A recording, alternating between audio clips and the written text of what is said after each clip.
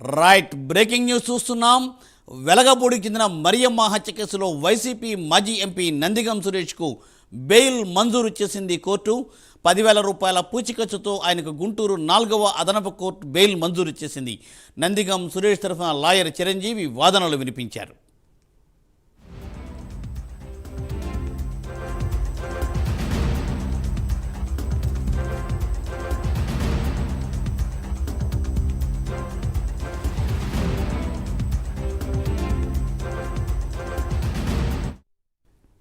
YCP మాజీ MP Nandigam సురేష్కు హత్య కేసులో బెయిల్ మంజూరైంది. 10,000 రూపాయల పూచికత్తుతో ఆయన గుంటూరు 4వ అదనపు కోర్టు బెయిల్ను మంజూరు చేసింది. దీనిపై మరింత సమాచారాన్ని గుంటూరు నుండి మా ప్రతినిధి రవికృష్ణ అందిస్తారు. రవికృష్ణ.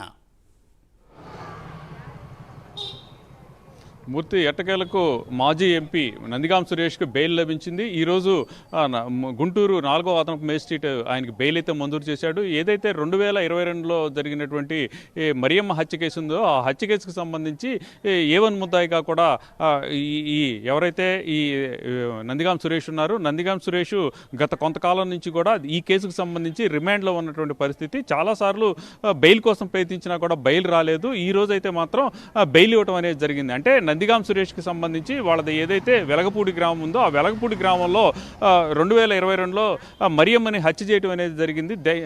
దాడి చేయడం జరిగింది. దాడి చేయలో ఆమె అయితే మాత్రం చనిపోయేటువంటి పరిస్థితి. ఆ దాడి చేసినటువంటి వ్యక్తులందరూ కూడా ఈ నందిగాం సురేష్కి సంబంధించినటువంటి ఈ వ్యక్తులు, దగ్గర వ్యక్తులు. అదేవిధంగా కూడా నందిగాం సురేష్ ప్రేరణతోనే వాళ్ళు మరియమ్మ మీదకి దాడి చేయడం, ఆమె చనిపోవడం జరిగింది. దానికి సంబంధించి వాళ్ళ కుమారుడు అయితే కేసు నమోదు అయితే చేయించాడు. కానీ అప్పట్లో అయితే కేసు అయితే ముందుకు పోలేదు. ఆ తర్వాత ఏదైతే కూటమి ప్రభుత్వం అధికారంలోకి వచ్చిన తర్వాత ఈ కేసుకు సంబంధించి నందిగాం సురేష్ని అరెస్ట్ చేయడం జరిగింది. అరెస్ట్ చేసి రిమాండ్లో అయితే ఉంచారు. ఎన్నిసార్లు ప్రయత్నించినా కూడా బెయిల్ అయితే రాలేదు. ఎట్టకేలకు ఈ రోజు అయితే బెయిల్ రావడం జరిగింది. దీనికి సంబంధించి ఒక 10,000 రూపాయల పూచీకత్తుతో ఇద్దరు షూరిటీతో బెయిల్ వచ్చినట్టుగా కూడా మనకు తెలుస్తూ ఉంది. Ravikrishna, thanks for